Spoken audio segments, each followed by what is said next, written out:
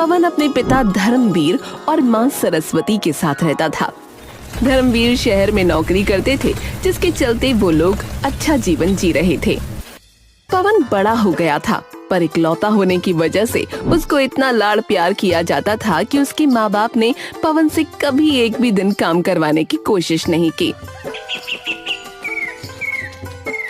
क्या खाएगा मेरा राजा बेटा? आज मैं पोहा खाऊंगा। हाँ। अभी बनाती हूँ। और आप क्या खाओगे जी? अरे जो मेरा लाल खाएगा मैं भी वही खा लूंगा। मतलब कि पोहा। गांव का रामलाल वहीं से गुजर रहा था। उसने ये सब सुना तो रुक गया। दरअसल पूरा गांव उनका ये लाड़ प्यार जानता था, इसलिए सब पवन की टांग खिंचाई किया करते थे। अरे राजा बाबू उठ गए। अरे आपको क्या है, रामलाल चाचा है, जब देखो चले आते हो। क्या है? क्या है भाई? दिन है, अभी फिर रात होगी, कल तुम्हारी बारात होगी। अरे लेकिन बारात कैसे होगी? तुम तो कुछ करते ही नहीं। 25 साल के घोड़े हो गए हो, फिर भी आवारा फिरते रहते हो। हैं रामलाल ज्यादा बकवास न कर, चला जा यहाँ से, वरना बेलन लाऊंगी और तेरे सर से गुमड़ा निकाल दूंगी। अरे भाभी जा रहा हूँ, थोड़े मजे तो ले लूं। बुरा न मानो तुम। पवन का दिन एक ही पैटर्न में गुजरता। देर से उठना, छत पर बैठकर मूंगफली चबाना, गांव की खिड़कियां देखना। इसके अलावा वो अपने पड़ोसी बेचारे मुन्ना का मजाक उड़ाता रहता था, क्योंकि वो एक मछुआरा था जो कभी कभी कोई मछली पकड़ नहीं पाता था। क्या हुआ मुन्ना भैया, फिर कोई मछली हाथ नहीं आई क्या? अब वो कहावत तो सुनी होगी कि नंगा नहाएगा क्या और निचोड़ेगा क्या। मुझे देखो, मुझे ऐश करता हूँ घर पे, ऐश। खाओ पियो और मौज करो, मौज, यही तो है जिंदगी। आज ज्यादा मजाक ना बनाओ पवन। हाँ, कहीं एक दिन तुम भी मजाक बनकर ना रह जाओ, बता रहा हूँ। खुद तो कुछ करते नहीं हो और बस सलाह देने चले आते हो यहाँ पे, हैं? अरे कर लो जितने दिन करनी है ये आवारागर्दी। बाप के सिर पर बैठ के ऐश कर रहे हो, हैं? अरे जाओ जाओ, ज्ञान ना दो, जाओ जाओ। कुछ समय ऐसे ही निकल गया। पवन की वही जिंदगी चलती रही। फिर एक दिन उसके लिए रिश्ता आया, कुंडली मिली, बात जमी और पवन की शादी गौरी नाम की लड़की से हो गई। मेरे प्यारे बेटे की प्यारी बहू, आजा, स्वागत है तेरा। अरे अरे मुझे तो यकीन नहीं हो रहा कि मैं ससुर बन गया भाई। और मैं पति। शुरू के कुछ दिन तो सब फिल्मी प्रेम जैसा रहा। पवन मुस्कुराकर बातें करता, गौरी शर्माकर जवाब देती। लेकिन फिर गौरी को हैरानी होती कि पवन सुबह 10 बजे तक उठता ही नहीं। उठता तो सीधा छत पर जा बैठता। न काम, न धंधा, न कोई जिम्मेदारी, बस हर वक्त हवा और हरियाली देखना, जैसे कि दुनिया का राजा वही हो। एक शाम गौरी ने पहली बार अपने मन की बात कहने की हिम्मत जुटाई। पवन, मुझे कुछ कहना है। हाँ बोलो, क्या हुआ? कुछ कहना चाहती हो क्या? आप पूरा दिन कुछ नहीं करते, कोई काम शुरू करो ना, घर की जिम्मेदारी समझो। अरे क्यों, मेरा काम क्यों? पिताजी सब संभाल तो लेते हैं। तुम भी बस आराम करो यार, ज्यादा टेंशन मत लो। शादी सिर्फ आराम का नाम नहीं होती पवन, जिंदगी चलानी पड़ती है। कल को हमारा परिवार होगा, सब तुम्हें ही तो देखना होगा। पवन को ये बात किसी भारी बोरी की तरह लगी। उसे आदत ही नहीं थी कि कोई उससे उम्मीद रखे। गौरी के मन में चुभन हुई। उसने समझ लिया कि ये आदमी सालों से जिस सहारे पर बैठा है वो अब बदलने का नाम नहीं लेगा। हे भगवान, मेरे पति को सद्बुद्धि दे, कहीं ऐसा ना हो कि इनका किया हम सबको भुगतना पड़े। गौरी के मन में कहीं ना कहीं एक डर पलने लगा था। क्या यह आदमी जिंदगी भर ऐसे ही रहेगा? उधर बेफिक्र पवन बेचारे मुन्ना का मजाक उड़ाने के मौके ढूंढता रहता था। अरे मुन्ना भैया, आज भी खाली हाथ आ गए हैं? अरे तुमसे डरकर मछली नदी के पार चली जाती होगी, है ना? ऐसा ही होता है ना? बोलो बोलो।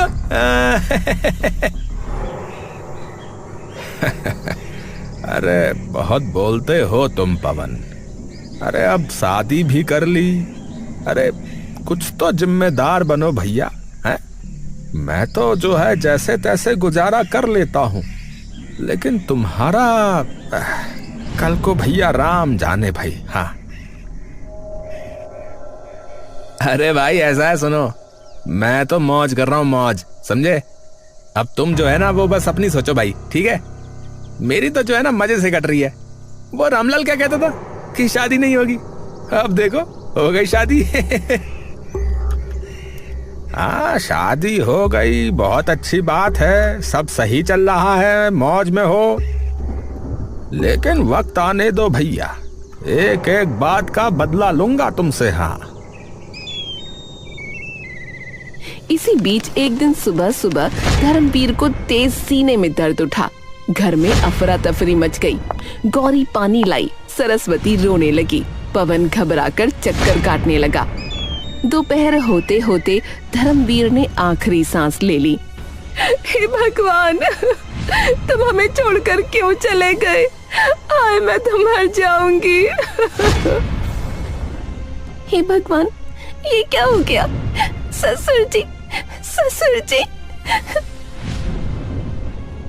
पिताजी, पिताजी, पिताजी, पिताजी उठिए ना पिताजी। माँ, पिताजी को उठाओ ना माँ। माँ ये क्या हो गया माँ? पूरा गांव उस दिन मातम मना रहा था, क्योंकि धर्मवीर वाकई एक अच्छा इंसान था। पर सबसे बड़ा झटका पवन को लगा, जिस इंसान ने उसकी हर कमी ढक रखी थी।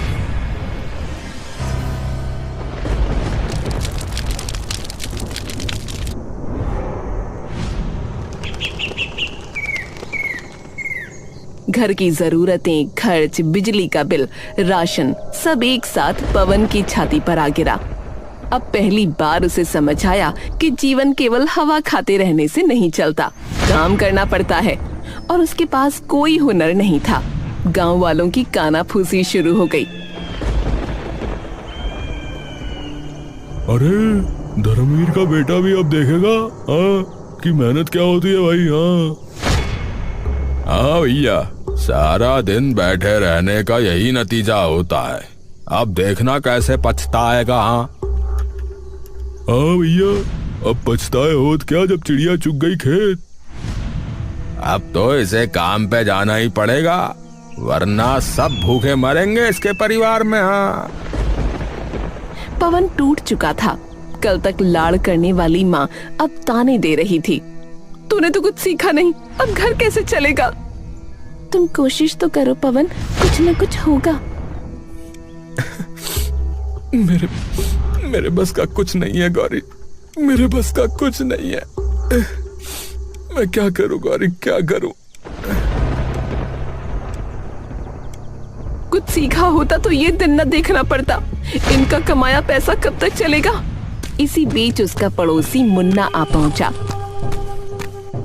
पवन, तुम मेरे साथ चलो, मछली पकड़ना सीख लो भैया, मैं सब सिखा दूंगा। चलो चलो, मैं हूं ना, चलो। हाँ सच कह रहे हो भैया? हाँ हाँ, तुम अकेले कैसे संभालोगे? चलो तुम मेरे साथ चलो। पड़ोसी होने के नाते मैं तुम्हें दुख में नहीं देख सकता भाई।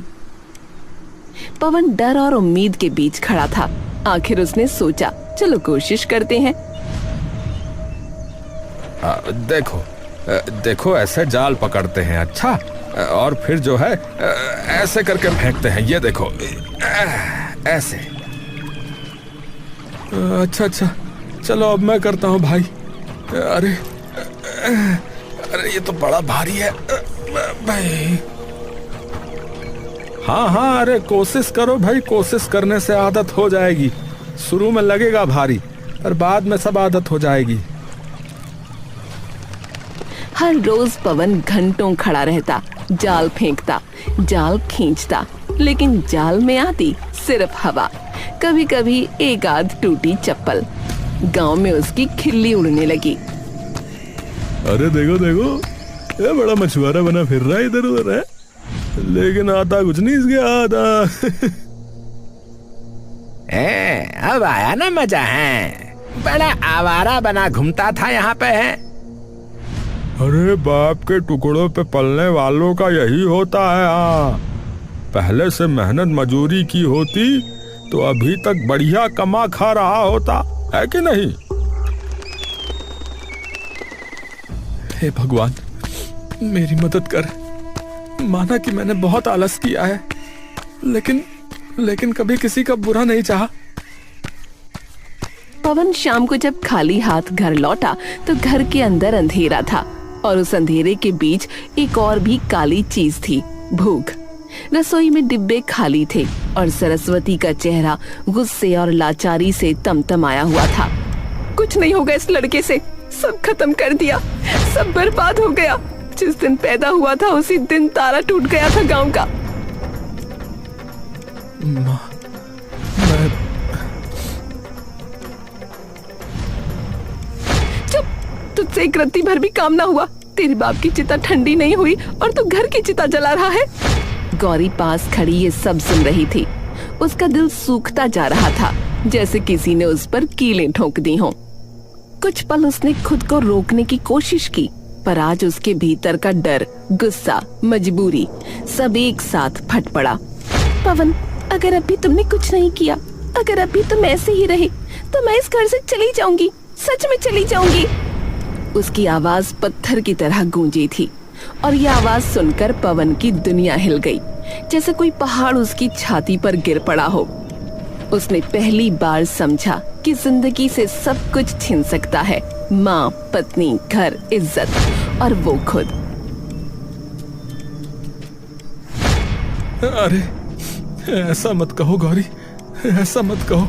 मैं देखो ना, मैं कोशिश कर तो रहा हूँ। मैं क्या करूं कि कोशिश तुम्हें बहुत पहले से करनी चाहिए थी, तब तो तुम आवारा गर्दी में लगे रहे। अब कोशिश नहीं, फल लाओ। गौरी की बात ने उसकी जुबान पर ताला लगा दिया। वो देर रात छत पर बैठा रहा, चांद की रोशनी में सोचता रहा। उसको अपने ही हाथों से शर्म आने लगी। उस रात पवन ने पहली बार अपने अंदर झांका और जो दिखा वो गंदगी, कमजोरी और बेवकूफी का ढेर था।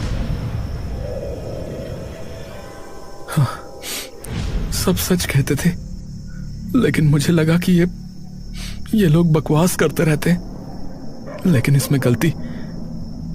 इसमें गलती अकेले मेरे की तो नहीं थी। मेरे माँ बाप ने कभी मुझे सच्चाई से रूबरू ही नहीं करवाया। खैर, गलती किसी की भी हो, लेकिन पश्चाताप तो मुझे ही करना है। मैंने मुन्ना भैया का भी बहुत मजाक बनाया है। सबसे पहले तो मुझे उनसे माफी मांगनी चाहिए। अगली सुबह वो सीधा मुन्ना के घर पहुंचा। दरवाजा खटखटाया। मुन्ना अभी अभी नींद से उठा था। मुन्ना भैया, मैंने बहुत गलती की। मैंने आपको छेड़ा, आपका मजाक उड़ाया। मैं बेवकूफ था। मेरे घर की हालत बहुत खराब है, मुझे माफ कर दो। ये शायद आपका मजाक उड़ाने का ही नतीजा है। अरे पवन, अरे ये क्या बोल रहा है तू? है, अरे मैं तो कब का तुझे माफ कर चुका भाई। अरे तू भाई जैसा है मेरा। देख, सब ठीक हो जाएगा। अच्छा, आजा गले लग जा। अभी तो रुक जा बेटा, जिंदगी ने तो अभी बस रंग दिखाना शुरू ही किया है। बहुत बहुत धन्यवाद मुन्ना भैया। अच्छा, आज तुम जो है अकेले नदी पर चले जाना, ठीक है? मुझे जरा जो है कुछ काम है। ठीक है। पवन अकेला नदी पर पहुंचा। पूरा दिन यूं ही निकल गया। एक मछली जाल में न आई, सूरज ढलने लगा था। पानी लाल हो रहा था। हवा में एक अजीब सी ठंडक थी। पवन जैसे किसी बेहोशी में जाल फेंकता रहा। उसके कंधे टूट चुके थे और मन उससे भी ज्यादा। पर इस बार अचानक जाल भारी हो गया, इतना भारी कि पवन घबरा गया। अरे अरे ये क्या है? इतना वजन! हे भगवान, कुछ तो है इसमें। वो जाल खींचता है और फिर एक सोने जैसी चमक आई और दिखा कि जाल में एक सुनहरी मछली है। पवन पहली बार खुश हुआ, पर अचानक मछली बोल पड़ी। पवन, मैं कोई आम मछली नहीं, बल्कि मत्स्य राज हूं। मुझे छोड़ दो, मैं तुम्हारी किस्मत बदल दूंगा। हाँ, ये मछली बोल कैसे रही है?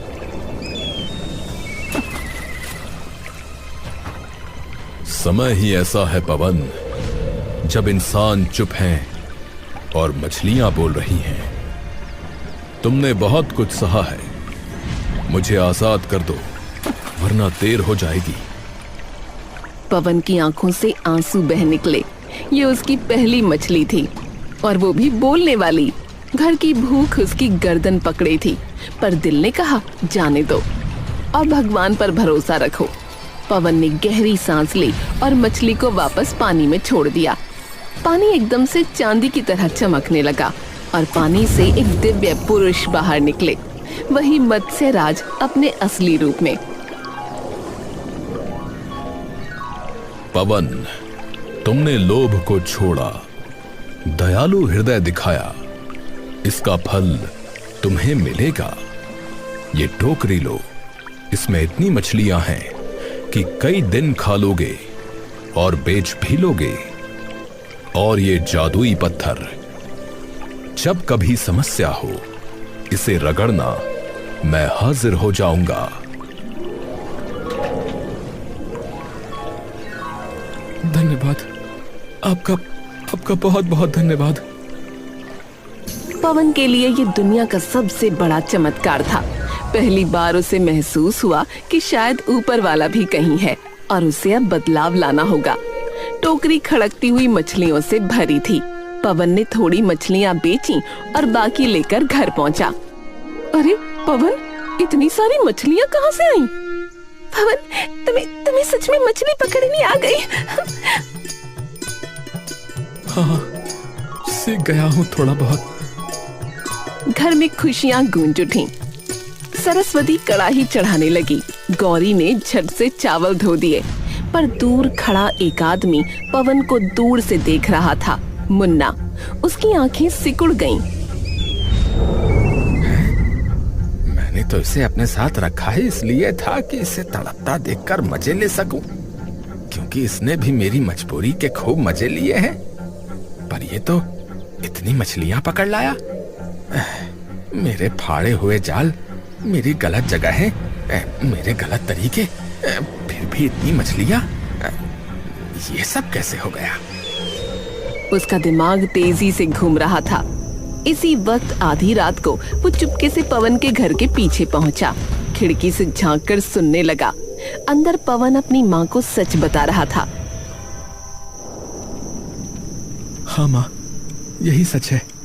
और मुझे एक जादुई पत्थर भी मिला है, मत्स्य राज ने दिया है। ये बात सुनते ही मुन्ना का खून गर्म हो गया। उसकी आंखें पागलपन से फैल गईं।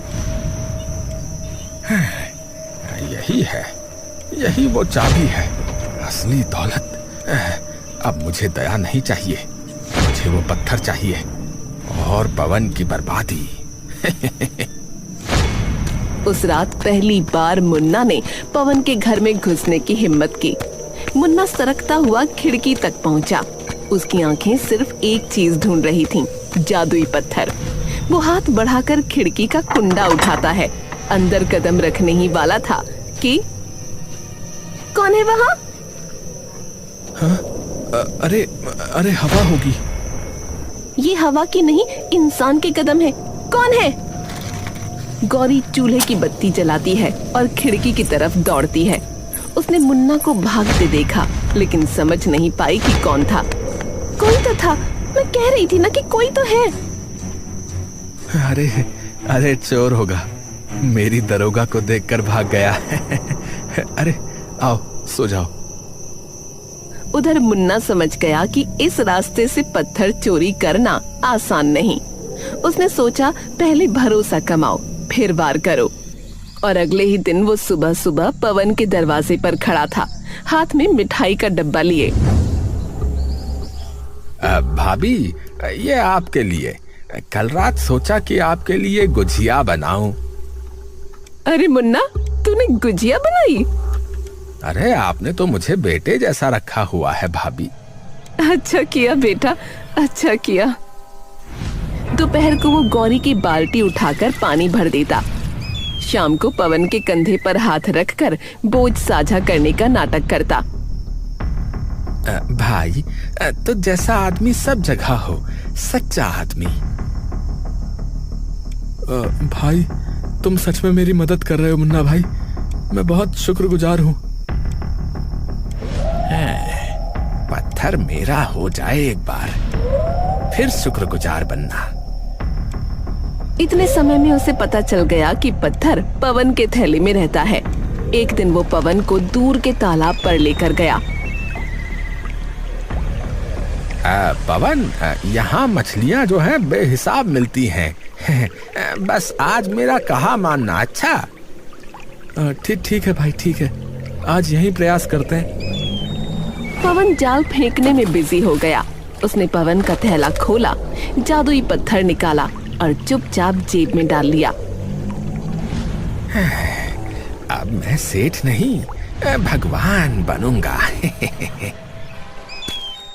दोनों मछलियां पकड़कर लौट आए और फिर उस रात मुन्ना अकेले नदी किनारे पहुंचा। आंधी चल रही थी, पानी गहरा हो चुका था, आसमान में बिजली कड़क रही थी। मुन्ना ने पत्थर निकाला और पूरी ताकत से उसे घिसने लगा।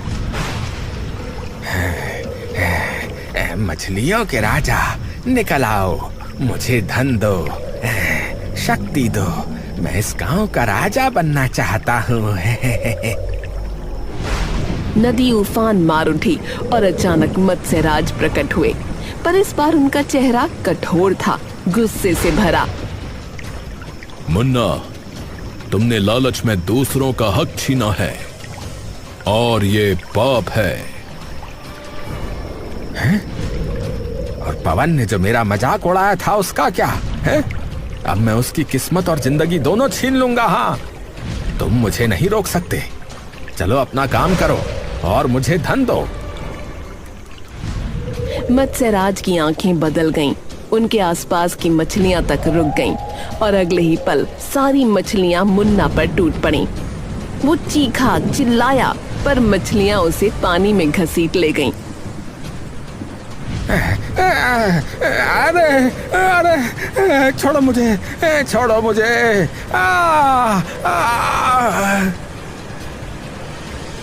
उसके पैर पंखों में बदलने लगे, उसकी चमड़ी चमकदार परतों में फटने लगी। वो एक भयानक रूप बनता गया, आधा आदमी आधा मछली।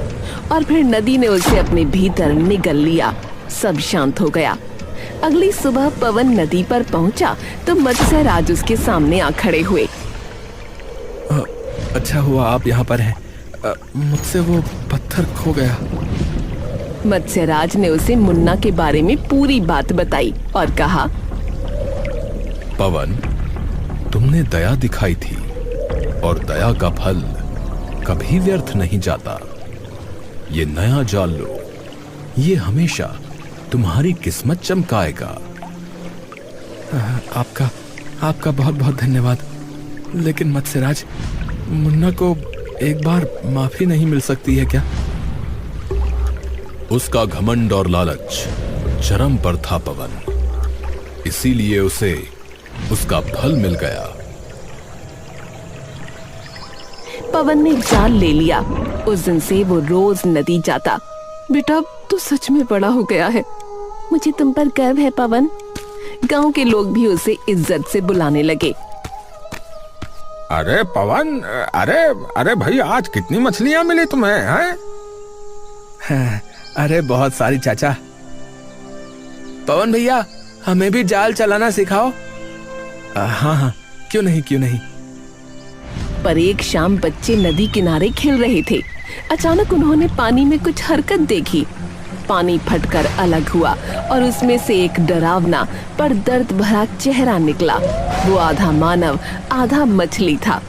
उसका चेहरा मुन्ना का, पर आंखें किसी खोए हुए जानवर जैसी थीं। उसने बच्चों को देखकर धीरे से कहा, लालच कभी न करना, क्योंकि लालच का जाल किसी को नहीं छोड़ता। बच्चे चीखते हुए भागे और उस दिन से उसे कई बार देखा गया। वो लालच करने के परिणाम की एक मिसाल बनकर रह गया। मुन्ना आधा मछली और आधा इंसान बनकर अब भी शायद अपनी मौत की भीख मांग रहा हो।